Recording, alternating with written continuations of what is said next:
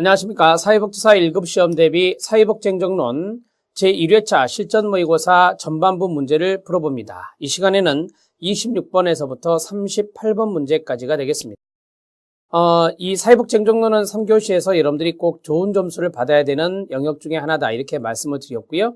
그러면 그만큼 많은 시간을 투입해서 공부를 집중적으로 해 주셔야 좋은 점수를 받을 수 있다는 것입니다.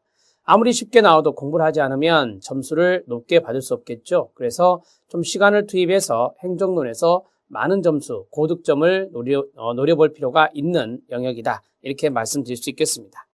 이 시간에는 26번에서부터 13문제인 38번 문제까지입니다. 바로 보죠. 자, 다음 중 사회복지행정의 특성으로 옳지 않은 것. 자, 사회복지행정이 제일 먼저 나와요. 되게 목차에서. 그래서 이 특성적인 부분들을 보자. 사회복지 조직에서 행정은 지역사회 내의, 그렇죠? 인지된 욕구를 충족시킬 수 있도록 돕기 위해서 존재하는 건 맞습니다. 사회복지이기 때문에 욕구 충족이 들어가야 된다 그랬어요. 자, 2번 조직의 최적 기능을 산출하고 유지하며 보호할 주요한 책임은 당연히 사회복지 행정가에게 부여됩니다. 최적 기능을 산출해내고 그것을 유지하고 보호할 주요한 책임이 행정가에게 있다는 것입니다. 대개 이제 관장, 시설장이 되겠죠. 사회복지 행정이 이루어지는 장인, 끊어요. 전형적인 사회복지 조직은 일반적으로 지역사회를 대표하는 이사회를 가지고 있습니다. 우리가 보통 법인 하면 이사회, 시설하면 위원회 이렇게 말합니다. 그래서 이사회와 위원회가 있다. 이런 식으로 정리를 하시면 되겠죠. 자, 모든 직원들이 행정과정에 참여하는 것보다 기획가에 의한 기획이 전체 조직사업에 영향을 미친다라고 했어요. 전체 조직사업에 영향을 미친다? 어떻게 하면서? 기획과에 의한 기획이 아니에요. 이게 아니라 모든 직원들이 행정과정에 참여하는 겁니다. 참여하는 것이 중요한 거죠. 자, 그래서 전체 조직에 영향을 준다라고 정리하셔야 돼요. 대개 우리가 사회복지 행정에 이제 나중에 조직이론에서 말씀드리겠지만 이 자율성이라고 하는 거, 자율성을 인정하면서 그 다음에 참여를 독려하는 그러한 행정이 바로 사회복지 행정이거든요. 이것을 우리가 인간관계론적 관점이라고 많이 합니다. 인간관계론적 관점, 이 바로 자율성을 인정하고 참여를 독려하는 거예요. 자, 사회복지 조직의 크기, 범위, 구조, 프로그램 형태는 광범위하나요? 아주 광범위하고요. 다양하다고 볼 수 있겠습니다. 예, 맞습니다. 사회복지 조직의 프로그램이 노인복지, 장애인복지, 아동복지, 한부모, 여러 대상자, 노숙인도 있을 수 있고요. 그래서 광범위하고 아주 다양하게 분포되어 있다고 볼 수 있겠습니다. 자, 잘못된 부분은 4번에 있었습니다. 4번에 기획과에 의한 기획이 영향을 주는 게 아니라 모든 구성원의 참여가 전체 조직 사업에 영향을 준다는 것을 이해하시기 바랍니다. 26번의 답은 4번입니다. 27번 문제 들어갑니다.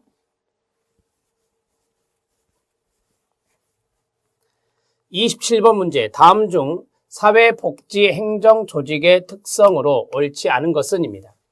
자, 우리가 하젠펠드를 배웠는데요. 하젠펠드는 바로 사회복지 조직의 특성을 이야기한 대표적인 학자입니다. 인간을 원료로 하나요? 네, 그렇습니다. 도덕적 가치에 민감하다고 볼 수 있겠습니다. 그래서 윤리성이 고려된다라는 말 아시죠? 네, 윤리성이 고려된다는 것도 같이 덧붙여서 알아놓으시면 좋겠습니다. 자, 측정한 도구가 잘 개발되어서 성과 측정이 용이하다. 틀린지 아시죠? 예, 3번을 보고요. 조직의 목표는 불명확하여 합의 도출이 어렵다. 이걸 다른 말로 모호하다라고 해요. 목표에는 모호성이 있습니다. 모호성이 있으니 자, 측정 척도, 측정 도구라고 하죠. 측정 도구가 네, 거의 없다. 어떤 측정 도구를 말할까요? 네, 효과성이나 효율성을 정확하게 측정할 수 있는 측정 도구가 거의 없다. 이런 식으로 정리하셔야 돼요. 그래서 2번 지문이 잘못됐다는 것을 판증하는 겁니다. 기관 직원과 클라이언트의 상호작용과 일선 성원들의 활동, 앞에서 말씀드렸죠?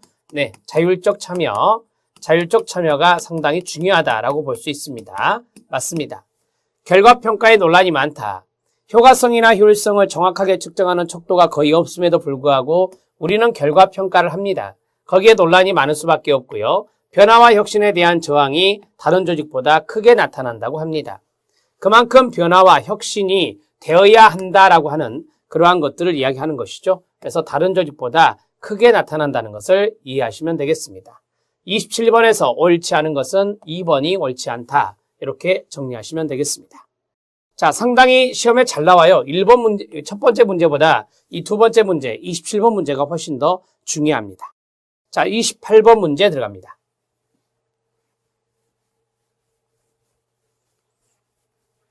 (28번) 문제는 조직의 유형에서 우리가 수직 조직이라고 하는 것이 있고 수평 조직이라고 하는 것이 있습니다.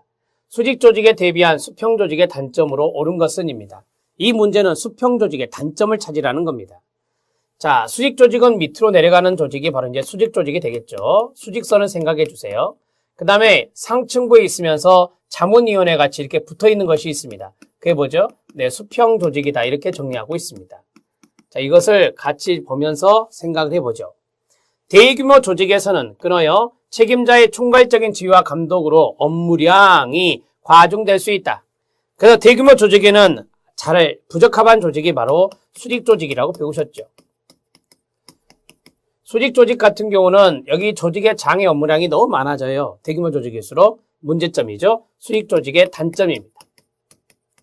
자, 결정권이 있는 책임자가 그렇죠. 독단적이고 주관적인 의사결정을 내릴 우려가 있다. 이것도 마찬가지 당연히 수직 조직의 단점이 되겠습니다. 수직 조직의 대표적인 조직이 관료제예요. 관료 조직이요. 각 부분 간의 효과적인 조정이 곤란하여 조직 운영의 비능률성을 초래할 수 있다라고 했습니다. 자, 각 부분 간의 효과적인 조정이 곤란하다라고 했습니다. 조정이 잘 안 되는 것이 수직인지 아시죠? 예, 위에서 아래로 내려오는 거예요. 따라서 이 부분 간의 각 부 간의 이러한 조정이 쉽지 않고요. 그 다음에 조직 운영의 비능률성 이런 것들을 초래할 수 있는 게 바로 수직 조직의 단점이 되겠습니다. 수직 조직의 단점이었습니다. 자, 반대로 이제 각 부분 간의 조정이 가능한 것을 우리가 팀 조직이라고 해가지고요. 수평이라고 할 수 있습니다. 특수 분야의 전문적인 지식을 활용할 수 없습니다. 조직이 경직될 수 있다라고 했네요. 자, 보세요. 전문적인 지식을 활용할 수 없다라고 했는데요. 각 특수 분야의 전문 지식을 활용하는 것이 자문위원회거든요. 근데 활용할 수 없으며 그랬으니까 이것도 수직 조직의 이야기고 수직 조직의 대표적인 것이 관료제라 했습니다. 관료제는 경직된 조직이라고 볼 수 있겠죠. 수직 조직의 단점이 되겠습니다. 마지막, 운영과 행정의 지연이 야기될 수 있다라고 했습니다. 아무래도 수평 조직 같은 경우는 자문위원회와 같이 전문가들의 어떤 의견을 수렴하거든요. 자문위원회의 의견을 수렴하다 보면은 이 집행하는 데 있어서 지연될 수 있습니다. 지연 가능성이 있을 수 있죠. 시간이 더 초래될 수 있다라고 하는 거. 반면 수직 조직은요, 신속성이 있습니다. 신속성이 있다는 것이 또 이 수직 조직의 장점이 될 수 있겠죠. 따라서 마지막에 있는 이 녀석이 바로 수평 조직의 단점이 되는 겁니다. 수평 조직의 단점 이렇게 알아두시면 좋겠네요.